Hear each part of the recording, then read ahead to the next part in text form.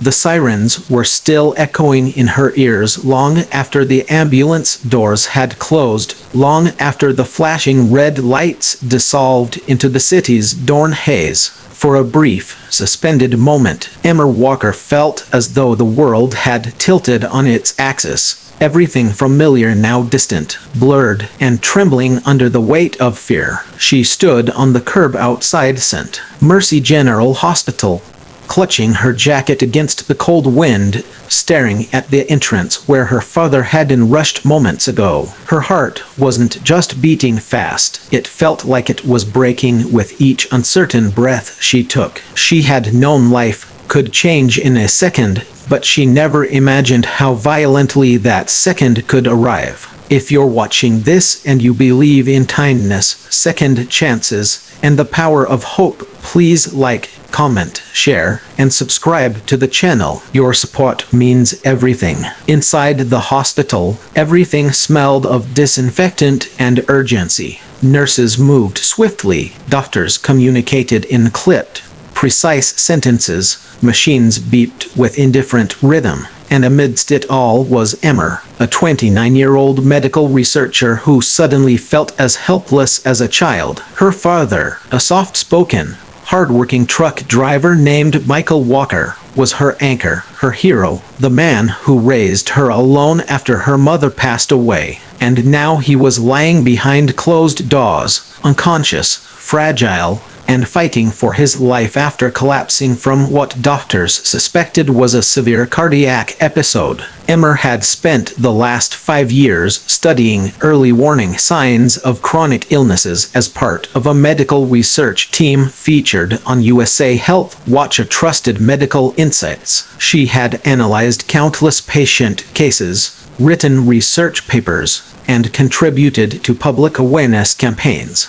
Yet, as she sat alone in the hospital waiting room, she realized how utterly different it felt when the patient was someone you loved. Knowledge offered no comfort. Scientific logic felt distant and cruel. She wanted answers, but more than anything, she wanted her father to wake up, to smile, to say her name again. Hours crawled by. Dawn spilled pale golden light into the hospital corridor, but it did nothing to warm the cold pit in her stomach. When Dr. Patel, a calm and seasoned cardiologist, finally approached her, Emma braced herself. The doctor's voice was compassionate yet heavy. Michael had suffered a silent heart attack, likely building up over weeks or even months without noticeable symptoms. It was a frightening reminder even someone strong and resilient could be caught unaware. Emma felt tears rising as the reality settled in.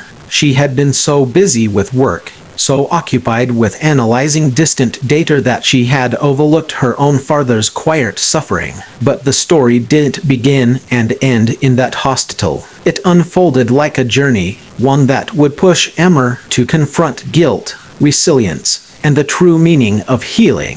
Over the next several days, Emma stayed by her father's bedside. His chest rose and fell under the ventilator's gentle hiss, and each breath felt like a borrowed miracle. She held his hand, whispering reassurances even though she knew he couldn't hear. She replayed every recent memory in her mind, the nights he brushed off his fatigue as just getting older, the times she encouraged him to walk but didn't insist when he said he was too tired, the days she immersed herself in her career instead of noticing the subtle warnings. Guilt clawed at her relentlessly. She wished she could turn back time, pay closer attention, ask the right questions, schedule the checkups he always postponed. Her colleagues from USA Health Watch visited, offering comfort, insights, and hope. They reminded her that silent heart attacks, especially in men past midlife, often manifested subtly: mild indigestion, fatigue, shortness of breath, signs easily overlooked. This wasn't her fault, they said, but Emma struggled to believe it. She stayed awake at night researching, reading studies, and analyzing risk factors as if doing so could rewrite the past. One night, As she watched the monitors blinking in steady intervals, she made a silent promise. If her father survived, she would dedicate her work to creating patient education programs that reached every family, every community, especially those who ignored symptoms out of stubbornness or fear. Health awareness shouldn't be a privilege. It should be a lifeline woven into everyday life. Days turned to weeks. Slowly, miraculously, Michael began to improve. The swelling in his heart reduced, vital signs stabilized, and one quiet morning, he opened his eyes. Emmer had been drifting to sleep in the chair beside him, but the weak squeeze of his fingers jolted her awake. Their eyes met, his filled with exhaustion and confusion, hers filled with tears that spilled over instantly. She leaned forward, whispering that he was safe, that he was going to be okay, that she was right there and not going anywhere. His recovery was slow, fragile, and unpredictable. Some days he was strong enough to sit up, talk, and smile faintly. Other days he was overwhelmed with fatigue and frustration. Emmer supported him through every step, adjusting pillows, massaging stiff muscles, helping him breathe through panic whenever machines beeped unexpectedly. She watched the man who had once lifted heavy boxes with ease now struggle to lift a cup of water, and it shattered her heart. But it also strengthened her determination. Rehabilitation became not just a medical process, but an emotional journey. Emmer encouraged him through every exercise, celebrated every small milestone, and tried to hide her fear every time he winced. She learned to understand his silences. Sometimes they were signs of pain, sometimes of embarrassment, and sometimes the weight of feeling dependent on his own daughter. Yet in those silences, she realized something profound. Healing was not just about physical recovery. It was about rebuilding dignity, hope, and purpose. During those long weeks, Emmer found herself observing the hospital staff more closely than ever. Nurses who offered a comforting hand before adjusting tubes. Doctors who quietly explained procedures to anxious families. Volunteers who brought warm meals to those waiting for news. She realized how many silent heroes worked behind these walls, unacknowledged but essential to the fabric of healing.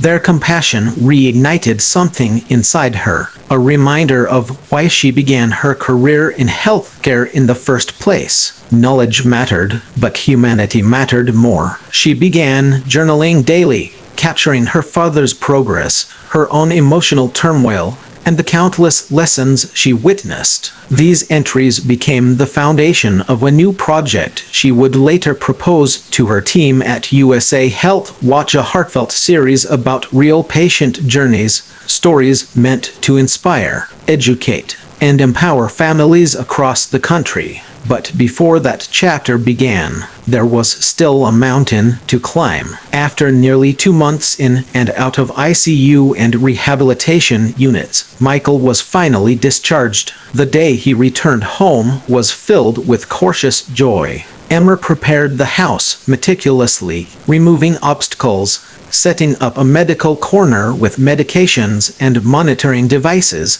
and creating a calm environment to support his recovery. She felt hopeful, but also terrified. Without nurses nearby and machines humming constantly, she was afraid of missing something. A small change, a symptom, anything that could lead to another emergency. The first week at home was overwhelming. Michael struggled with weakness, dizziness, and frustration. He missed his independence. He missed driving his truck. He missed the simplicity of his former life. But Emma reminded him that recovery was a marathon, not a sprint. She spent evenings cooking heart-healthy meals, researching recovery exercises, and sitting beside him as they watched educational segments from USA Health Watch together. Something that once felt like routine work now felt deeply personal. Slowly, things began to change. Michael started walking small laps around the house using his cane. His eyes grew brighter. His voice regained strength. He even cracked jokes again, short, dry ones, but enough to make Emmer laugh with relief. These small victories breathed life back into their home. Meanwhile, Emmer poured her heart into developing her new project. She proposed a storytelling series for USA Health Watch, narratives that would blend medical knowledge with real human experiences. Stories that would reach people emotionally, inspiring them to take their health seriously before a crisis struck. Her supervisors embraced the idea wholeheartedly. They saw the sincerity in her eyes, the urgency in her voice, and the lived experience shaping her vision. As weeks turned to months, Michael underwent follow-up tests, participated in cardiac therapy, and became an advocate for preventive care in their community. He spoke at local gatherings, encouraging others to listen to their bodies and seek medical help early.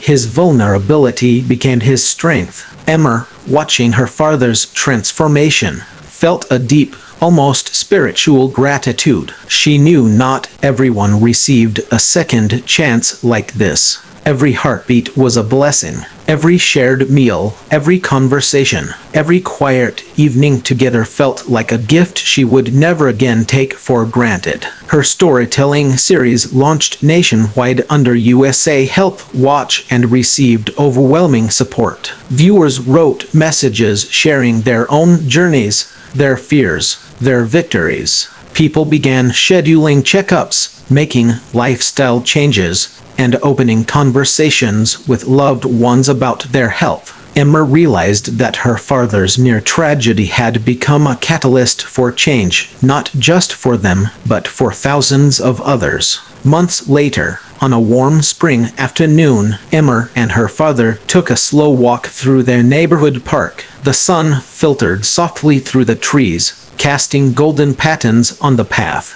There was no rush, no tension, just quiet peace. As they sat on a bench overlooking a small lake, Michael placed his hand over hers, his voice low and heartfelt. He thanked her for saving his life. Emma, eyes glistening, shook her head gently. She told him that he had saved hers too by reminding her what truly mattered. And in that moment, surrounded by the gentle whisper of wind and the soft ripple of water, Emma felt something close to healing. They had survived the storm together. They had rebuilt their lives, their bond, and their purpose. If this story touched your heart, please like, comment, share, and subscribe. Your support helps us bring more real, life-changing stories to people who need them. Before we end, tell us in the comments what part of this story moved you the most. Emma's journey wasn't just a personal transformation.